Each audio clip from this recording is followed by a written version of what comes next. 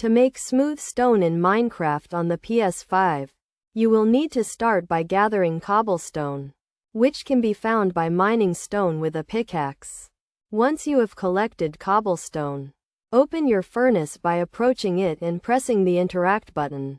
Place your cobblestone in the top slot of the furnace and add fuel such as coal or wood to the bottom slot. The furnace will start to smelt the cobblestone, turning it into stone. After the cobblestone has been smelted into stone, take the stone and place it back into the furnace with more fuel.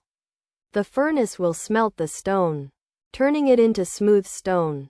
It is essential to note that smelting stone into smooth stone requires a furnace, and you cannot make smooth stone using any other method in Minecraft.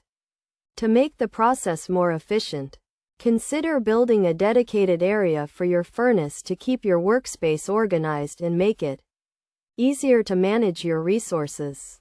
Additionally, always keep a sufficient amount of fuel on hand to avoid running out during the smelting process.